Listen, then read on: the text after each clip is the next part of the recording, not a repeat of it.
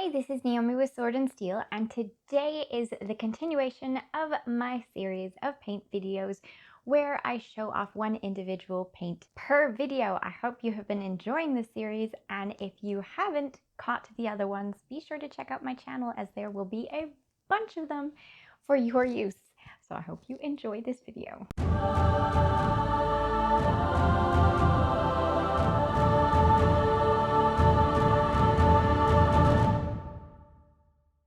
This is Tyrian Navy, and this Skaven was primed with Ivory Primer Ivory.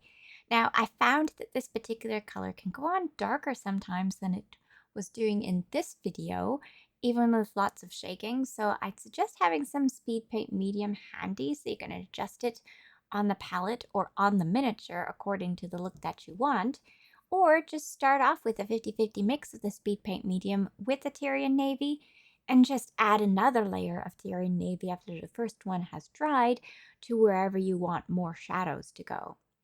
As you can see though, it is a lovely dark blue that definitely reminds me of deep water. It has a bit more of a green tinge to it than Leviathan blue from the Citadel range, for those who know that one. You can make this colder looking though as well by applying it over a pale gray or a very pale blue instead of this ivory.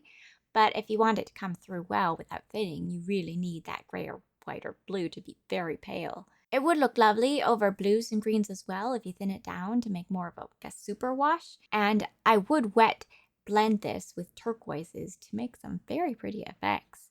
Stay tuned actually for the next turquoise color I do, because I think I'm going to use this one together with a turquoise to make some lovely blending on maybe a dragon or a lizard folk. Here it is once it has dried, and the slight patchiness to it could easily be fixed with a little thinning and probably a little more careful application. After I saw how it came out here, I decided to use it as the stream color in a piece of terrain, which is Dungeons & Lasers terrain from Archon Studio.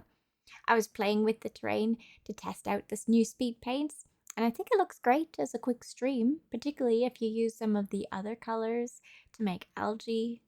And maybe when I'm all done, I'll have fun putting back some highlights to the rocks it's flowing over. I would mix the highlight color with Tyrian Navy to make the most natural highlight for it. I also decided to try it over a metallic.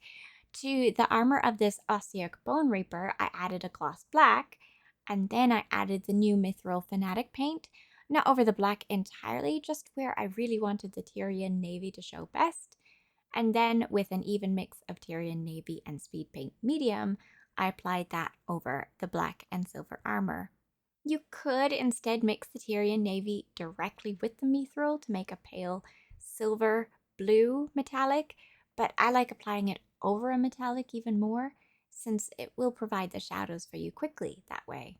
I did make a mix though for his blade, adding a bit of highlight to it, and it does look pretty that way too. Thanks for watching. If you had any questions whatsoever about these paints, make certain to comment below with your question. If you wanted to see a particular one, make certain to comment below.